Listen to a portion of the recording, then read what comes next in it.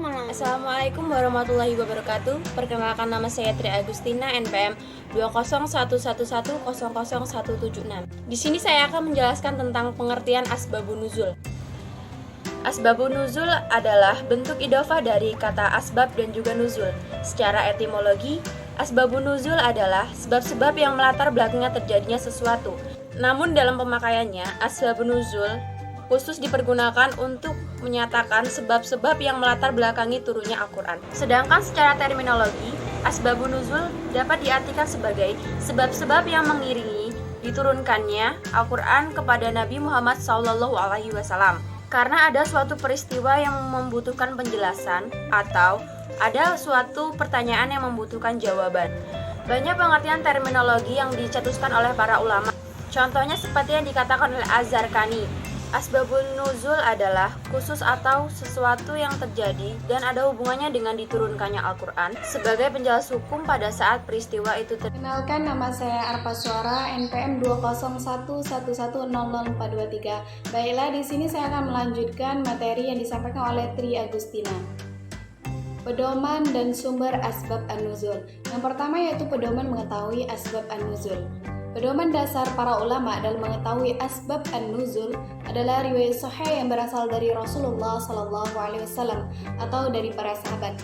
Hal ini menunjukkan bahwa asbab an-nuzul tidak bisa diketahui semata-mata dengan akal atau rasio, melainkan dari orang-orang yang mengetahui turunnya Al-Quran atau dari orang-orang yang memahami asbab an-nuzul. Lalu mereka menelitinya dengan cermat, baik dari kalangan sahabat, tabi'in atau lainnya, dengan catatan pengetahuan mereka diperoleh dari ulama-ulama yang terpercaya.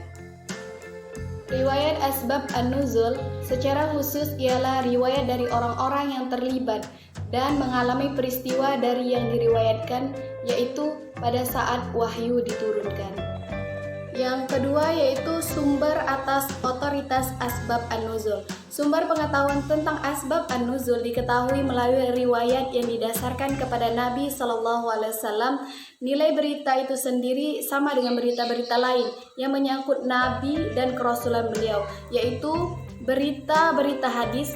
Oleh karena itu, bersangkut pula persoalan kuat dalam banyak berita itu, sahih dan dhaif, serta otentik dan palsunya.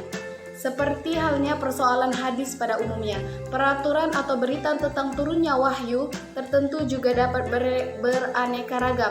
Namun, khusus dalam riwayat asbab an-nuzul, sebagaimana yang disebutkan dalam berbagai literatur tulisan, hanya menyebutkan dua sumber berita, yaitu dari sahabat dan tabi'in. Muhammad Abdul Azim Al-Zarqani menyebutkan bahwa asbab an-nuzul yang diriwayatkan dari seorang sahabat bisa diterima meskipun tidak dikaitkan dengan riwayat lain. Hal itu karena pernyataan seorang sahabat mengenai persoalan yang tidak menjadi lapangan ijtihad, hukumnya marfu. Para sahabat tidak mungkin mengetahui hal itu dari dirinya sendiri karena posisi mereka hanyalah mendengar dan meriwayatkan atau menyaksikan dan mengalihkan berita dari Nabi Muhammad SAW. Adapun bila asbab an-nuzul diriwayatkan oleh tabi'in generasi setelah sahabat, maka hukumnya tidak bisa diterima kecuali bila berkualitas sahih dan dikukuhkan dengan hadis mursal lainnya, serta yang meriwayatkannya termasuk imam tafsir yang mengambil riwayat dari sahabat seperti Mujahid, Ikrimah dan Sa'id bin Jubair, Atta Hasan Basri, Sa'id bin Musayyab dan Al-Dahhak. Agar kita tidak termasuk ke dalam golongan orang-orang yang menyebutkan riwayat asbab an-nuzul, kita harus mengetahui bahwa betapapun kita bersungguh-sungguh mencari riwayat hadis yang sahih yang memungkinkan kita memahami asbab an-nuzul. Berikutnya, saya Alika Ducaya akan menjelaskan tentang manfaat asbab an-nuzul.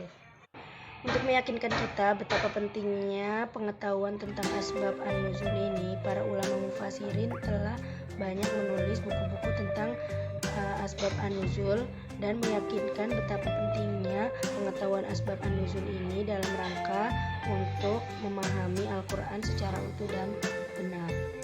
Berikut adalah manfaat dari asbab an-nuzul. Yang pertama yaitu mengetahui hikmah suatu hukum dan prihatin syariat kemaslahatan umum dalam menghadapi setiap peristiwa. Yang kedua yaitu memberi batasan hukum yang diturunkan jika hukum itu dinyatakan dalam bentuk umum.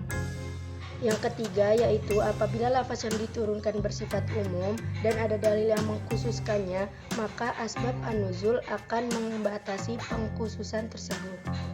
Kemudian yang keempat yaitu membantu memahami sekaligus mengatasi ketidakpastian dalam menangkap pesan yang terdapat dalam Al-Quran.